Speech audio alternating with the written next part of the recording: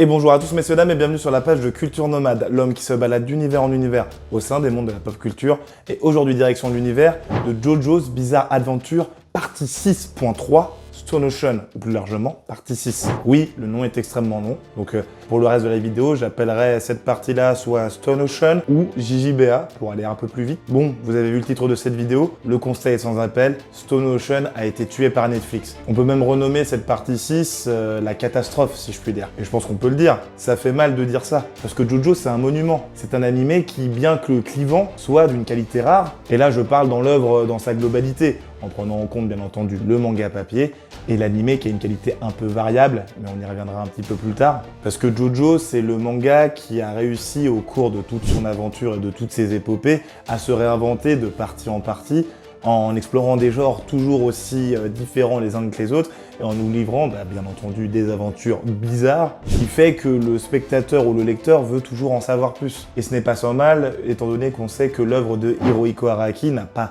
plu directement, mais c'est avec le temps que le manga a pris de la valeur, que les gens ont commencé à comprendre que c'était très stylé, et que l'amour que ces minorités de fans de JoJo donnaient à l'œuvre était tout simplement bien fondé. Après plus de 10 ans d'animé, qui a d'ailleurs énormément joué sur l'impact du manga auprès des fans et du monde entier, bien entendu, on pouvait se dire que la formule d'adaptation marchait et qu'il n'y avait rien à changer. Quand on pense notamment à la partie 5 Golden Wind, qui a créé un engouement des plus saisissants, on peut que penser à la musique thématique de Giorno Giovanna, qui est encore écoutée par bon nombre de personnes. Je peux pas vous la mettre pour une question de droit, mais c'est vrai que le son il est incroyable, c'est un vrai banger. Et avec la partie 6 Stone Ocean, on pouvait s'attendre à ce qu'on nous livre l'adaptation que tout le monde attendait, parce que Stone Ocean avait pour vocation dans le manga tout simplement de boucler la boucle dans la temporalité principale des aventures des Joestar, et aussi de mettre un point décisif à la confrontation entre le clan de Dio de Brando et le clan des Joestar. Donc rien qu'avec ça sur le papier, normalement on est tous convaincus. Cependant, malgré l'engouement grandissant des fans, il y a une chose qui est arrivée qui a détruit un peu la hype qu'on avait tous vis-à-vis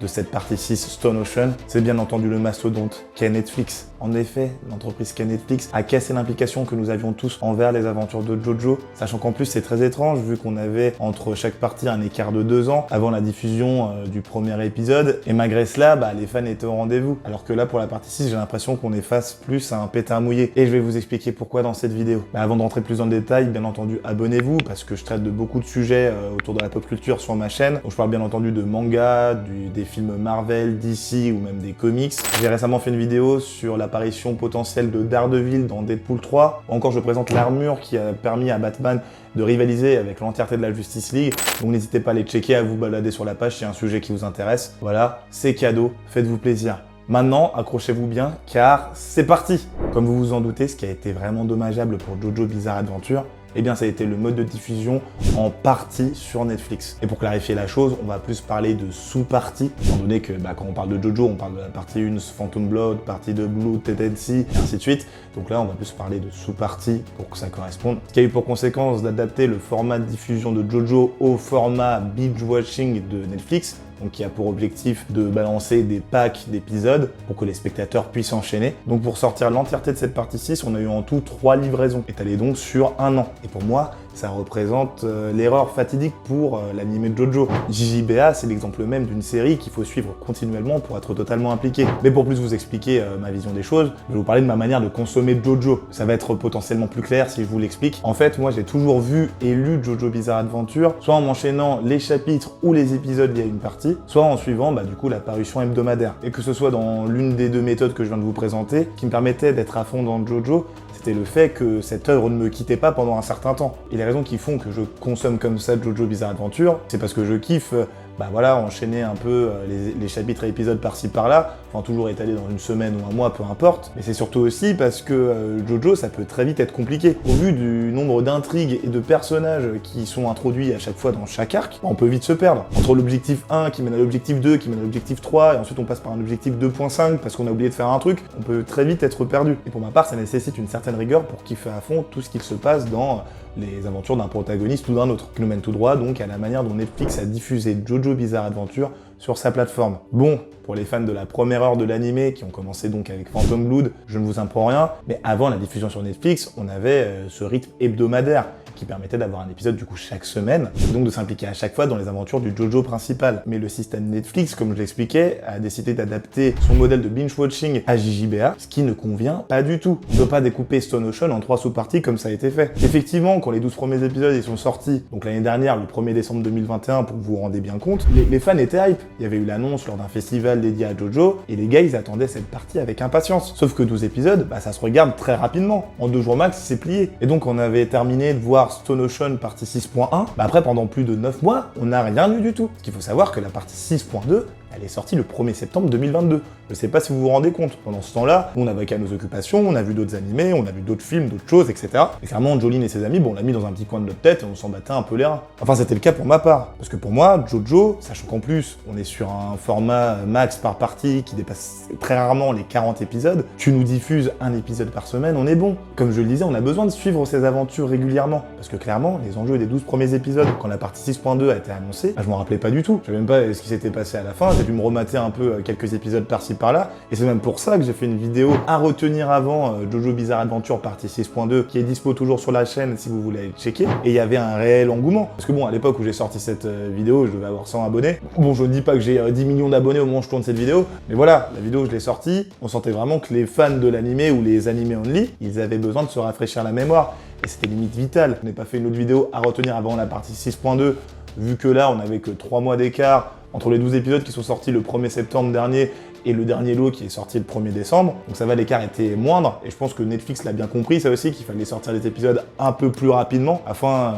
que la hype reste présente. Mais même avec 3 mois c'est beaucoup trop long. Et là je vais vous parler de mon ressenti quand j'ai vu la partie 6.3, donc les épisodes qui allaient du 25 au 38, j'ai pas réussi à me mettre dedans avant les 2 derniers épisodes. Et là donc spoil sur les 14 derniers épisodes, je vous invite à sauter 1 minute de la vidéo pour éviter de vous faire spoil tout simplement. Mais clairement, quand Wizard Report il est décédé face à son frère jumeau Enrico Pucci, j'étais même pas impliqué, même pour le flashback. Le flashback il est sombre, hein. J'étais pas dedans. En plus je devais avoir enchaîné 5 ou 6 épisodes au moment où je matais ça, et j'étais toujours pas transporté dans le truc parce que voilà, je ne m'étais pas rafraîchi la mémoire précédemment, et je l'avais enchaîné directement, mais voilà, pendant le temps qui sépare chaque lot, tu te détaches des personnages et tu t'en fiches un peu de leur avenir. Mais rendez-vous compte, même au moment du combat final, c'est juste au moment où Enrico Pucci il a commencé à éveiller Made in Heaven que je me suis vraiment dit, là c'est stylé, et pas avant, alors qu'il avait des pouvoirs de gravité, il était en train de défoncer Jolene et tout. Enfin, bon, il y avait quand même le retour de Jotaro qui était quand même ultra stylé, mais je pense qu'on aurait été encore plus emballé si on avait eu tout ça de manière régulière,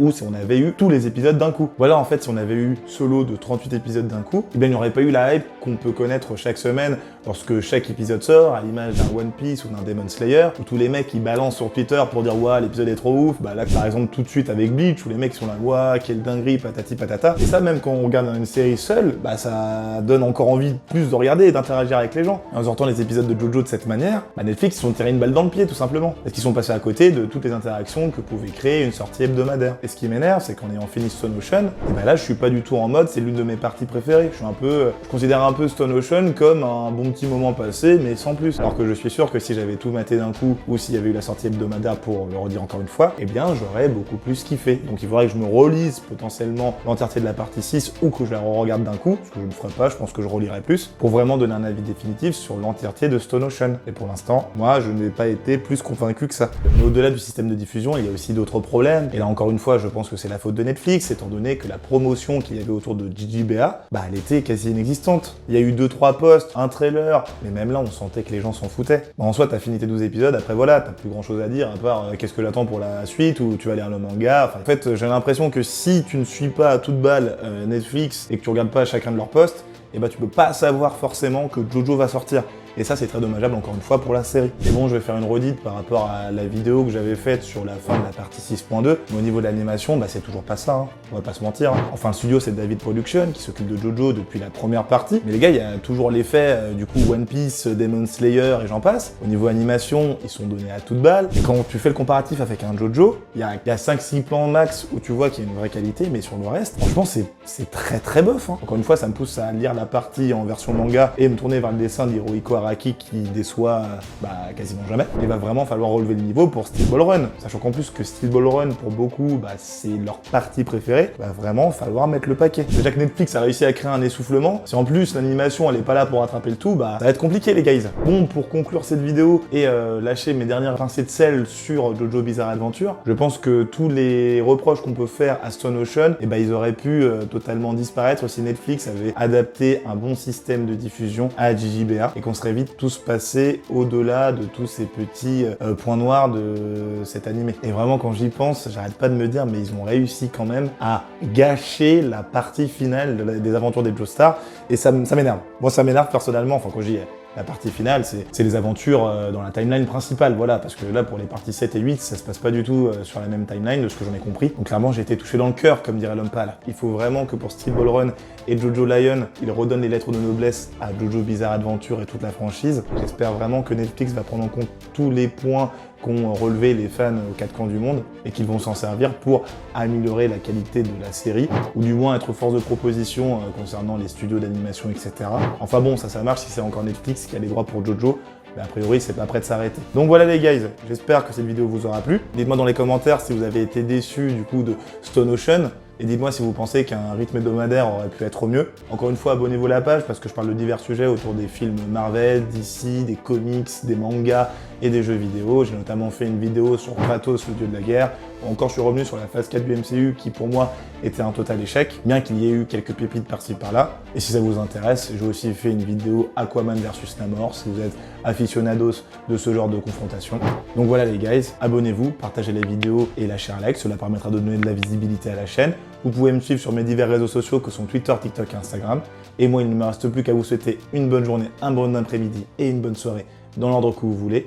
Et je vous dis à la prochaine dans de nouveaux univers. Salut!